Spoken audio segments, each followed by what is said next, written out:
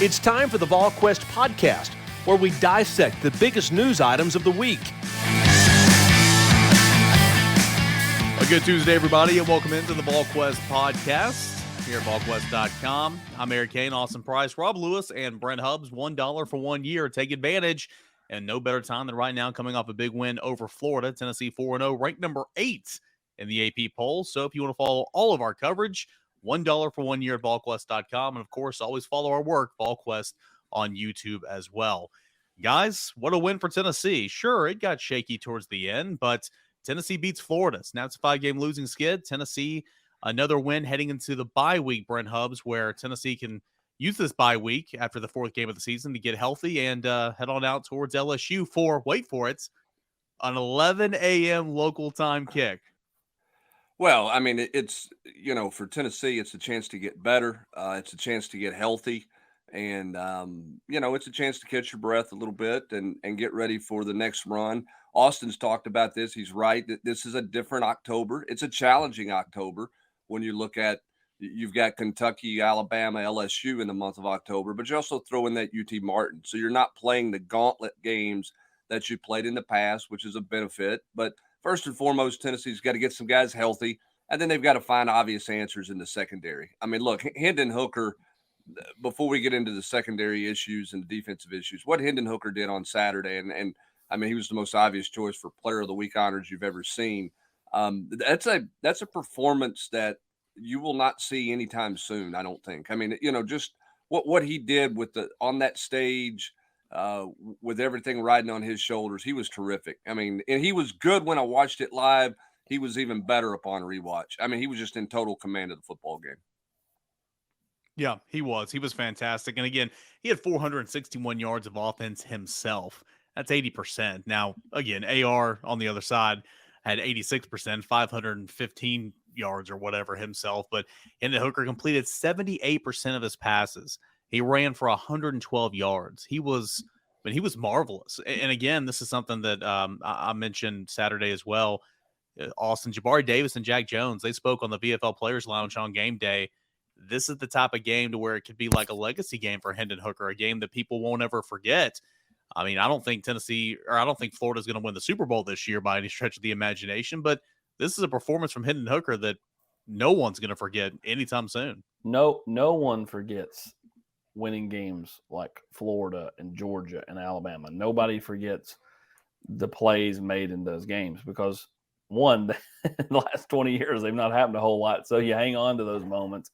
But two, just because it's such a big stage. And so, Hendon Hooker balled out, only the second ball to ever throw for 300 and rush for 100. And who knows, man, I'll be the first to go and pull the audio if he does it, in 10 days or so at LSU. And, this is what Brent said last week. Won't happen again for a long time. And it just happened again. Yeah, I mean, and you never know because, he's going to throw for near 300 in about any game. He may not get 300, but, it's that rushing stat that changed the whole dynamic of that Florida game, his ability to make plays with his legs.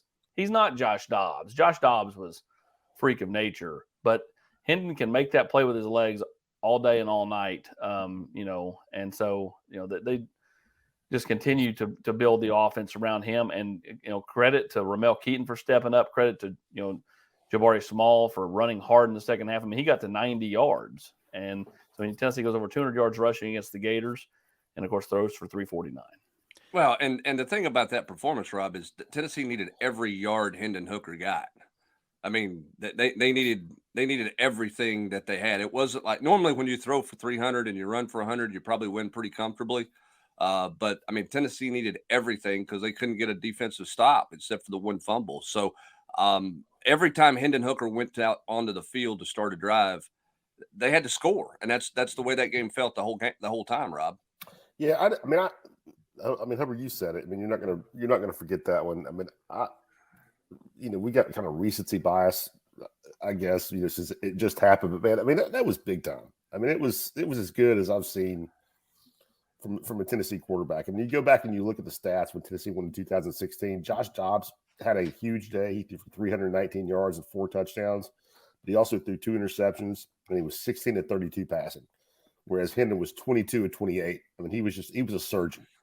And it was, you know, I mean, Tennessee has lost this.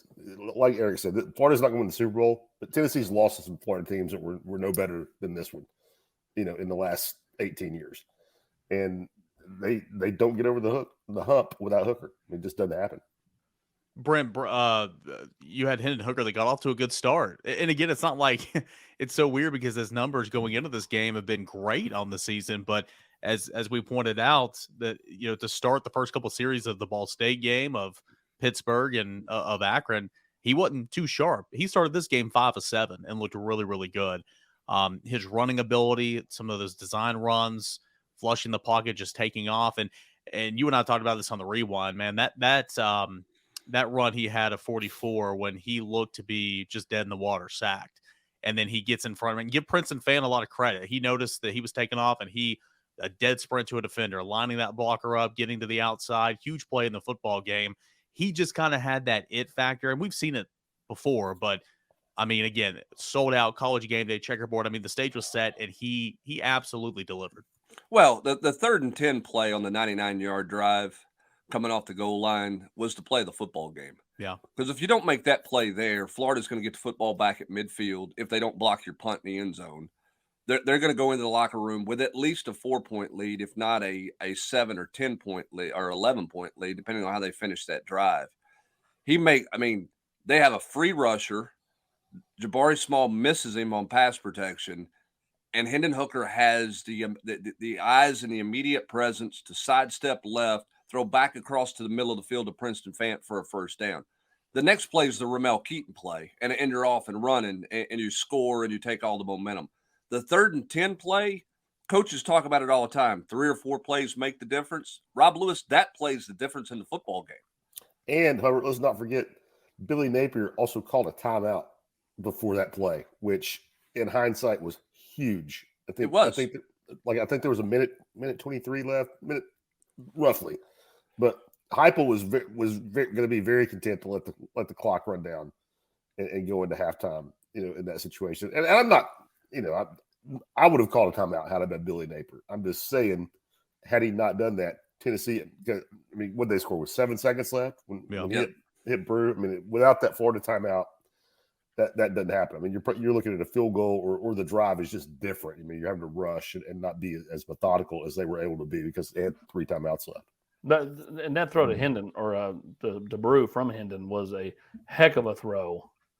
You know, I when you think about the window that he had to, you know, throw into on the run, Brew moving the same exact direction, I thought it was fantastic. Yeah, he had to get over a backer or a sitting star, whoever that was. He had to get it over that guy and then pass the guy that was in man coverage back there at the back of the end zone. A fantastic play. Also, I thought Tennessee and Alex Golish and Heupel and Hooker did a really good job of, you know, Cedric Tillman wasn't in this football game. You know, Brew got the majority of the targets. You know, he got his 100 yards. He got a touchdown. I thought Jalen Hyatt played well. They could have went to him a little bit more, but I thought he played very well. But you had 5 receptions go towards Princeton Fant. You had 3 to Ramel Keaton. You had 3 to Jabari Small. You threw the ball 3 times or twice to Jacob Moore, and he had a big long gain. I think Tennessee did a nice job of spreading it out, not just channeling in on one guy that's not Cedric Tillman, say Brew McCoy getting 14 targets. They spread the wealth, and those guys stepped up to give them credit. And like Ramel Keaton, Jabari Small, Princeton Fant, they stepped up when they needed to. I know Fant had the fumble, but again, he made up for it. Yeah, they still can't have those kind of mistakes, though, whether it's there at the end trying to run the clock out. You know, we had this debate on the locker room the other night. You know, Tennessee's kind of got that double-edged sword, right, Hubs? Like, you got to learn to finish it out, put it in slow motion, bleed the clock. But it really kind of throws them into a whirlwind when they do that. Because I think if Tennessee had just kept playing offense, and I honestly think that's why Napier went for 2, because it was an 11-point game. He went for 2 because I don't think he thought he could stop them. And I think he thought, I'm going to have to get an onside kick at some point. And so I think he felt like if I go for 2, get it down to 9, they go down and score, it's back to 16. It's still a 2-possession game. So if I go down and score and then, you know, time runs out when the alarm goes off, you know, we got a chance to get the onside kick before that happens. So I just felt like they've got some mistakes they've got to clear up, whether it's learning to close out a game, holding on to the football, Princeton Fant running the route to the sticks there on that fourth and third and three, whatever it was. Fourth and three. When they were trying to close out the game, little things like that, they've got to just clean up. I mean, these are simple mistakes you can fix, at least on the offensive side. Yeah. I'll say this too. That would have been a lengthy field goal for Chase McGrath. I saw a lot of people asking, why don't you kick the field goal? Why don't you kick the field goal? The field goal he made at Pittsburgh, hats off. Job well done. But he's not had a whole lot of success 45 yards plus in his Tennessee career. He's been really almost automatic within 45 yards. But that would have been a lengthy field goal there for Chase McGrath. Yeah, he's 2 of 6 in his Tennessee career from 45 plus. And so you're a 30% make there. Probably like your chances of better converting a fourth down there than you do, or just as much as you do him making that. On that play, I've looked at it multiple times. I don't know if Fant was supposed to be a decoy because Brew McCoy's behind him kind of in the second level and he's open. I don't know if Hendon Hooker didn't feel like the window was big enough for him to throw the ball back there to McCoy, who was coming across. Either way, that ball to me has to be thrown to the sticks. If you're going to throw it to Fant, he's got to run a deeper route, or you've got to throw that ball to Brew McCoy there. It's fourth down. If it's incomplete, it's their ball anyway. So that play did not go well. I did not particularly like the third down play. I would have liked to have seen them, Rob, get on the edge a little bit. I guess I didn't feel comfortable with Hendon Hooker pulling his own read there with his shoulder situation. But I get making Billy Napier call the last time out, but Rob, I don't think they could have been more creative in their run game there to try to figure out a way to make a first down. And they need to practice. They need to practice a couple of periods on the practice field where the play clock is, where they're trying to use the play clock to their favor, because they look like they had never seen 4-minute offense. They look like they struggled to understand what an expiring play clock meant, Rob. Well, yeah, I mean, I think it is weird for them when they're trying to snap it in 7 seconds, after the last play goes dead. I mean, I think it really is just a shift of gears, and it's kind of tough to do, and they don't look good doing it. But this open week, I would spend a couple of periods on slowing it down and milking the play clock. But, I mean, I didn't have a huge problem with how it ended, just because I thought Heupel was aggressive. He did throw it on fourth down where a lot of coaches would have been, just jab something up the middle to make, try and make sure you don't turn the ball over, make sure you don't intercept it. But there was a lot more drama in the last couple of minutes of that thing than there needed to be. And I mean, every team worth their salt, they practice situational football, right? I mean, you practice third and long, you practice third and short, defensively fourth and short, fourth and long. You practice in midfield, you practice your 2 minute, and teams practice their 4-minute offense, which is slowing it down, killing the clock, running the football, picking up first down. But when you don't get to do that in live action a whole lot, you look kind of like what Tennessee did on Saturday, just kind of a weird 180 of what their offense truly is. And so I get it. Now, but hey, give them credit. They made a first down. I mean, they got the ball with almost 5 minutes to play. They made a first down and bled that thing down inside 2 minutes when Florida got it back. My issue with it is, Austin, it just looked helter-skelter. Like it was almost a delay game penalty every snap. It was, we don't know when to come out of the huddle because we really don't know what we do when we huddle. And it was like, okay, when do we send the play in? When do we not send the play in? It was just, it felt uncomfortable. It felt like that team was uncomfortable, as Rob said. The execution part on the first part of that drive was fantastic. I mean, they ran for a first down. They were physical up front, did exactly what you wanted to do. They just couldn't get that first down, those last 3 yards, to take a knee and end that thing and eliminate all that drama. Yeah, you talk about being awkward. It's like the scene in Talladega Nights where Ricky Bobby doesn't know what to do with his hands. Like, I don't know what to do. They're like just not in that position. I thought they did a better job Saturday than they did at points a year ago, but there's still just so much uncertainty with trying to do that. It's just very awkward. Awkward is the best word. You said it best. Like, it's not even ugly. It's just awkward. It's like are we doing this right? Like, it's just very strange. Either way, to Tennessee is 4-0. They're sitting there going into a bye week, trying to get healthy. Got to get rest up Hendon Hooker's shoulder. Got to get, Cedric Tillman coming back off that ankle surgery, that he had middle of last week, and head down to LSU for a game with an LSU team that, will be looking to try to get a win. They had that kind of goof up loss to Florida State, but other than that, they've not lost yet. So, they've only lost the one time. So it's not like they're playing terrible, terrible football. They're just not pretty football. Yeah, I mean, it's important to remember Tennessee got the win, no matter what. Tennessee beat Florida. Okay, Tennessee's 4-0. Tennessee's the top 10 team. Not taking anything away from it, but of course, we got to talk about the defense. That's doing our job. If Josh Heupel was aggressive, play calling on Saturday, then Billy Napier, I don't know what you call that. His game plan was to try to run the football, was to take drives away from Tennessee, keep the football out of Tennessee's hands, going for it on fourth down continuously. Elected to go for it in 2-point conversions, like we've already mentioned. Florida was 5 of 6 on fourth down conversions, which is not a great stat for Tennessee's defense.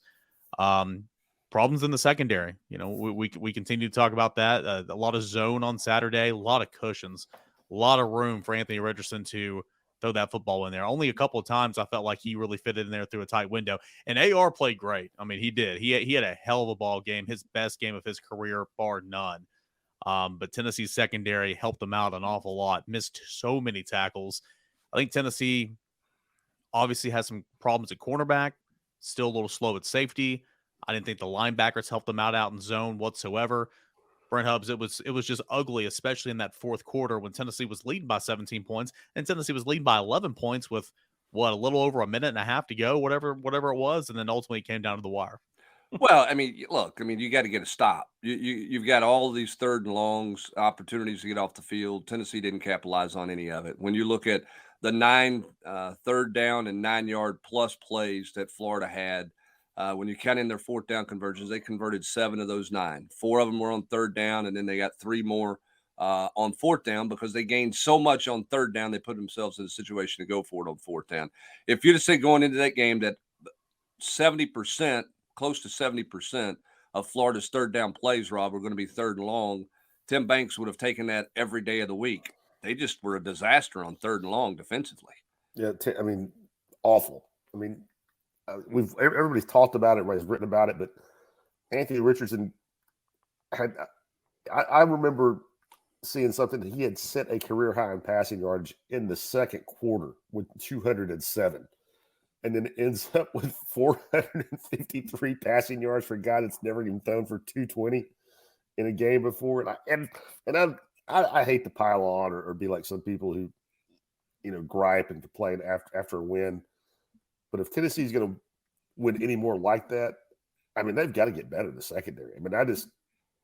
I was astounded at how bad they were on the back end on Saturday. Because it's not like I don't think any of those Florida receivers, I don't think you're going to hear the NFL calling their name early in the first round of the upcoming draft. It's not like you got smoked by, Rydell Anthony and Ike Hilliard there for all you young kids in the audience. Florida's had much better receivers in recent memory than what they threw out there on Saturday. In fact, coming into the game, Florida was, and granted, a lot of that was due to the struggles of Anthony Richardson and how they just couldn't throw the football whatsoever. But those numbers for those Florida receivers were just pathetic, right? Pedestrian. And so what do you do, Austin Price? You have an off week. It's not like you're going to fix every mistake here in this off week, this bye week.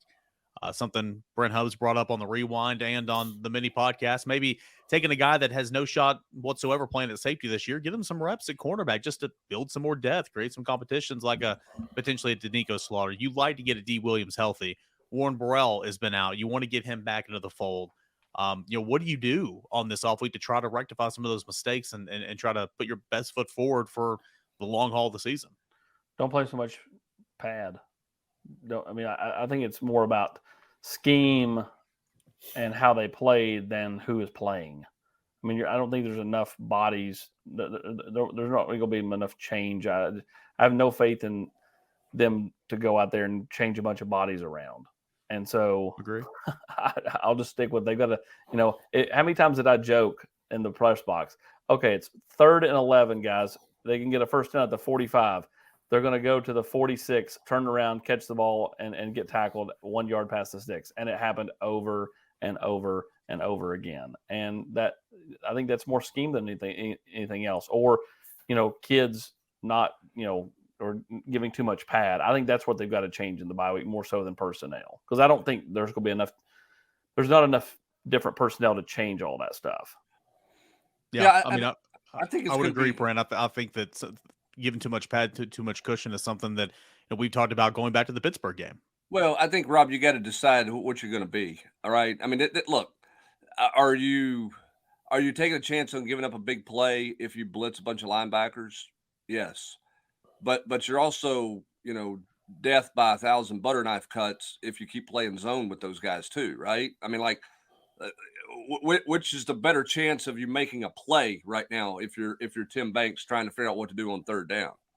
Yeah, I mean, I don't have an answer, but I mean, I don't think you can overstate it enough. I mean, that's a long way from the best offense you're going to see the rest of the way, and a long way from the best quarterback you're going to see the rest of the way. I mean, if you've got to tighten some stuff up, or I mean, Tennessee better keep averaging 50 points a game, or they'll lose 3 if they play defense like that. For the rest of, I mean, I don't know if it's personnel or not, but you just what you saw on Saturday is you're not going to win football games against good teams in this league playing like that in the back end. No, I mean, luckily, you look at the rest of your schedule. LSU's, they're okay. Kentucky offensively, I mean, Levis can throw it, but I mean, he makes his fair share of mistakes too. So did Anthony Richardson before Saturday. No, I'm with you. But if Tennessee can consistently stop the run like they've been doing, even the best team that throws the football is you're going to become one-dimensional in certain aspects. And so like that, to me, that's the thing. If Tennessee's going to play in the back end like they played Saturday, their run defense better be just a bunch of dudes the rest of the way. Like their run they can't defense afford was to go the pretty other good direction Saturday. there and be leaking from both ends. Like, well, I tell you what, if I'm looking at Tennessee, I'm not even worried about running the football. I mean, I might run it every now and then, but I mean, at points that looked like a bad 7-on-7 team out there trying to play defense. I mean, if I'm Will Levis in Kentucky, I'm going to throw it 60 times because I got a lot better chance of winning throwing it 60 times than I do throwing it 30 times and running it 20. I mean, why waste your time with that? That's why I'm saying Tennessee's got to figure out personnel, which I'm with you, Austin. I don't know how many options there are back there, and B, if you don't have and even if you do make some personnel change, I think you got to go get them. I think you got to play sick them. And I understand what they were doing on third and long. The idea would be, hey, we're going to not let Anthony Richardson run around like Matt Corral did a year ago, Eric. We're going to make him make skilled throws. The problem is you were so soft in the back end, there was no skill required to make those throws. He didn't make 5 throws, maybe 6 throws in the game where you go, man, that's a really good throw. The rest of them were lots of quarterbacks are completing that ball because there's a 10-yard cushion in front of the receiver and behind the receiver. There was one point in time where Aaron Beasley was, dropping zone, playing underneath. I think it was a dig coming behind him, and they complete the pass over his head, and I think it was McCullough was like 7 yards away, and he turned around and was like, "Dude, you come up, help me out here." And like, I mean, they got to figure that out. I just think at the end of the day, they need to go back to what they did against Pittsburgh. I mean, they got after it against Pittsburgh. It's a young season, but that was Tennessee's defense, obviously, at its best. And you saw second. That's harder to do with a running quarterback, and that's the concern, because if you bust a run lane when you're playing man and your DBs are running, with the receiver and everybody's blitzing, then that's a 40 or 50-yard run. And I think Tennessee was more concerned about Richardson running with his legs 40, 50-yard play, 30-yard run, and man coverage that they thought we get him in third and long, we're going to make him make skilled throws. They just didn't execute the part of forcing the skill throw on 3rd and 9. I mean, 1st and 2nd down went exactly according to script, what you wanted. Your 3rd down stuff was a lot of what we saw a year ago. Can't get off the field on 3rd and long. John Chavis was there at the game Saturday, and I just couldn't help but think that he was sitting there in the stands going, wasn't just me. I mean, I'm just saying, it was Brent's right. First and second down, how many times did they play first and second down perfectly? And then in third down, it was just like the bad 7-on-7 team reference that Hubs made is pretty spot on. In the confidence Florida had on 4th and 2, on 4th and 3 to take a shot and complete that shot. The deep vertical. Because they felt like that was their better option than to try to run it into the line of scrimmage against the run. They felt more comfortable throwing a 20-yard out or a 7-yard out or a 30-yard takeoff than they did lining up and running. 6 of Florida's 8 third down plays to start the game were 3rd and 9 or more. 6 of the first 8. I mean, that plan was going according to script except for 3rd down.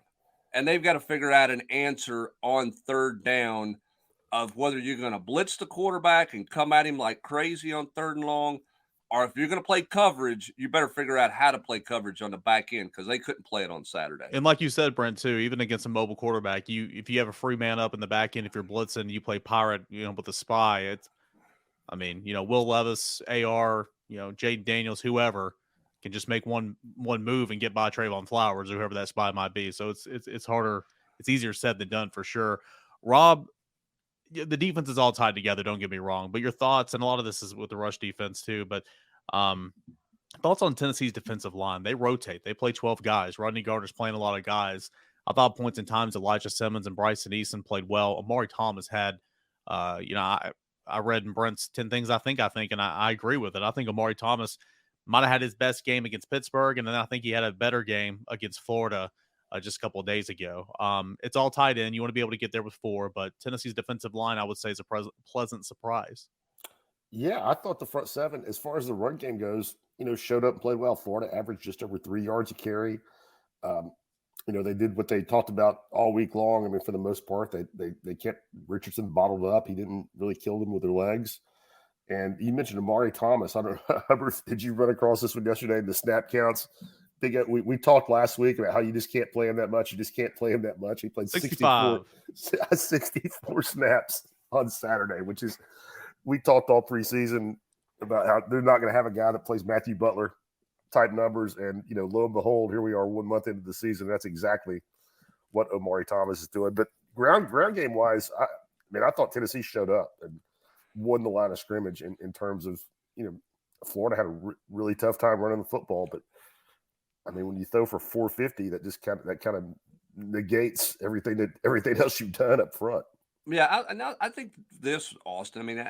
Look, they're not great up front. They're not the most talented group up front. They've got shortcomings, but give Rodney Gardner credit. He's finding a way to get 15 to 20 snaps out of Bryson Eason and 15, 20 snaps out of Elijah Simmons, and enough snaps along the way there with guys, putting them in a position that they're going to play to their strength, not putting them in a position where it's not, conducive for them to be on the field.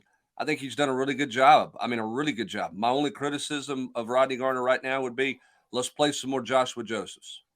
He's proven to me that he can play. He showed up in every game he's played in, including the Florida game. You're looking for some help on 3rd down to defend the pass. Let's see 19 in that pass rush speed package or whatever there is, because I think he is a guy who can help them down the back half of the season. But I think what Rodney Gardner's getting out of that group up front's pretty good work from a veteran football coach. Yeah, who I think played pretty well the other day that we haven't talked about much is Latrell Bumpus. I thought he showed up. Yeah, quite a bit. And then Dominic Bailey played a handful of snaps. I'm with you guys. I think the biggest thing is the more you do what you did Saturday and the more success they have, the more confidence kind of gets into that group. So for Bryson Eason, 15 snaps turns into 20, 20 turns into 25, because when you can have some success, it kind of breeds more and more and more. And so I think that's the biggest thing for this group is just, can you continue to play at a high level? DJ Terry got home, got a sack once. Obviously, as Hub said, Joshua Joseph, it looks like he needs to be playing more. We'll see if Hubs can get that done during the bye week. But this is a defensive line that obviously is, carrying itself with a certain bit of confidence right now. Well, you've already made that. You've already put the wheels in motion for Joshua Josephs to play in former AP. I don't have to do anything over there. Yeah, That's all. That's all you. I beat I y'all to it know that you time. got I me. beat You to it. got me. I know you got me. Good for you. Congratulations. You look elsewhere around the conference on Saturday. Of course, Tennessee has an off week coming up. LSU in 2 weeks. LSU will travel to Auburn this upcoming weekend. But a lot of snoozers. Of course, A&M and Arkansas came down to the wire, 23-21 A&M over Arkansas. That's an SEC team that's out of the top 10 now. Georgia slept through Kent State for the most part, 39-22. And now in Alabama, of course, rolled over Vanderbilt. Kentucky, a little closer than Comfort, obviously. Kentucky's still a top 10 team this week, but 31-23 over Northern Illinois. Ole Miss, Tulsa's got a good offense, but Ole Miss gets by 35-27. Any big takeaways from the SEC, Austin Price? Well, the Kentucky is this weird team that against really good competition, they play well. They play above their heads. When they play down to their opponent. I mean, you look at Chattanooga pushed them last year deep into the fourth quarter. Their Northern Illinois is sitting there, one possession game deep into the fourth quarter. I mean, I know Northern Illinois scored a touchdown with a couple minutes to go, but you should be beating Northern Illinois more than 14 anyway. So I mean, they're a strange team. No one knows about Ole Miss. What is Ole Miss? They pounded Georgia Tech, but that's a team that quit. I mean, Jeff Collins got fired. Everybody knew that was coming. What is Ole Miss? I think you find out a lot this week. Chris Lowe said this when we were on the Nation the other night. This week's a real barometer game for Ole Miss and Kentucky. To kind of see who's got what, unless it's just kind of two above average teams kind of going at each other and they play fairly even. But the game's in Oxford. Ole Miss is a 4-point favorite right now. We'll see. See how much that line moves now between now and Saturday, but. That's the game I'm really kind of watching in the league Saturday. Yeah, I think that's that's the best game to watch. And that's an early start. We'll see who handles that the best. Rob, I'm surprised. I mean, if you'd have said in the preseason at the end of September, Tennessee was going to be a top 10 team, I probably wouldn't believe that. After seeing Kentucky through the first month at this point, I'm surprised they're the darling they are right now. I'm with you. I'm not saying they're a bad team, but are they Nope. really a top 7, top 8 team given their resume right now, what they've gotten accomplished? I don't think so. And obviously, like AP just pointed out, Las Vegas doesn't think so if they're a 4-point underdog at Ole Miss. And I tell you, the one thing that's not one thing, but something that just rolling around, reading a lot of stuff yesterday and this morning that jumps out about Kentucky. 16 sacks given up in 4 games. Yeah, their offensive line's trash. It's not like they played a murderer's row either. I mean, they played, Florida's the only SEC game they played, and Levis has gone down 16 times. That's, I don't know. AP, you're a lot better at math than me, but you're on pace for about 50 for the season at that rate. Yeah, their O-line, even with Rodriguez coming back, it's hard to imagine that they're just going to magically become good because their running back came back. I mean, maybe they run the ball fractionally better with him, but, they still can't protect. They're struggling on the front, and that's a recipe for disaster when you play Georgia later. You're not getting to Atlanta with that type of offensive line play, in my opinion. And I know some of those Kentucky fans have big dreams up there, but it's just not going to happen. The other thing that stood out to me, Eric, when you look at the SEC and you're seeing this in college football, is I just don't know. I don't know how much a head coach should be trusting kickers right now. And I don't know I don't know why that's the case. I mean, kickers have, kickers are kickers. They're not going to make all of them. But, Missouri takes 2 knees to kick a chip shot and misses, and then they don't even try one. Bad. And the Arkansas thing, that was a crazy kick. You don't ever see that thing, but you've just seen a lot of games come down where teams are setting up like they milk the clock to take that kick, and the kick doesn't work out. We saw that in the NC State game at the start of the year against East Carolina. I think if you're a head coach, that you probably just keep being aggressive and try to score a touchdown as opposed to centering it up for a kicker right now, because Around the country, you're just seeing a lot of missed kicks, it seems like. Game-winning kicks, a lot of pressure-packed kicks doesn't seem to be getting executed particularly well. Yeah, kickers, they're a weird breed. They always have been. They always will be. And maybe a lot of it's just because we cover Tennessee and we're seeing, the other side of it from going against the Vols. But, coaches are being more aggressive. There's a lot. 4-down territory, it's expanded a lot over the last couple of seasons if you really think about it. A lot of teams are being aggressive and going for it on 4th down. It's just special teams can be such a weapon for you. And this is not just obviously a field goal kicker, but a punt operation team. Right now Tennessee doesn't have a good one, but hey, they didn't get tested the other day, so that's good. The ability to flip the field and to really play in your hands. And some teams are really, really good at it. Other teams are not good at it. And I think that it affects how they play late into a ball game. That Auburn Missouri game, I don't know what we did to deserve that game. Goodness gracious, that was pathetic. It's kind of the tee off to Tennessee and Florida. Goodness gracious. But hopefully there'll be some better games this week, and obviously Tennessee and LSU in 2 weeks. And what a benefit for Tennessee to play that game at noon. I know you mentioned it right off the top, but Rob, you've seen it down there. Also, you've been down there. Not noon, 11 a.m. We're talking local time, baby. You're right. But we got the pancakes, the waffles, we got syrup, eggs and eggs. We got beignets in the press box, the whole deal. LSU people, Rob, are just beside themselves at this point. What a benefit for Tennessee. It's a morning practice team. Ooh, AP with a nice pull there. Yeah, I'm sure LSU fans are just disgusted with that move, and I'm surprised myself, man. I thought that it was a little more marquee than that. I thought 2:30 local time was going to be a huge win, Rob. 11 a.m. It's set up for Tennessee. It couldn't be set up any better for Tennessee. No, LSU's. It's not just a media ploy that's a really hard place to play at night. It is a really hard place to play at night, and I bet Josh Heupel was giving high fives in the office this morning when he saw that thing come across. A lot of time in New Orleans for me and AP to hang out. So come by and say hello. We're going to be killing time.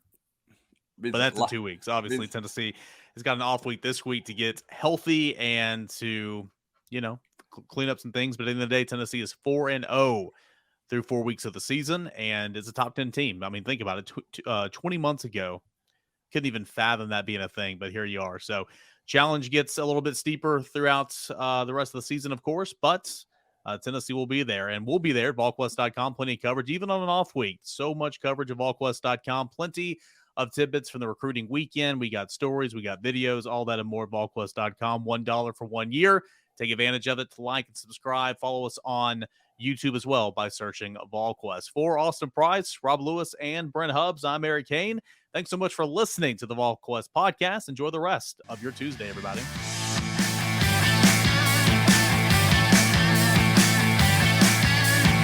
You've been listening to the Volquest podcast every week here on Volquest.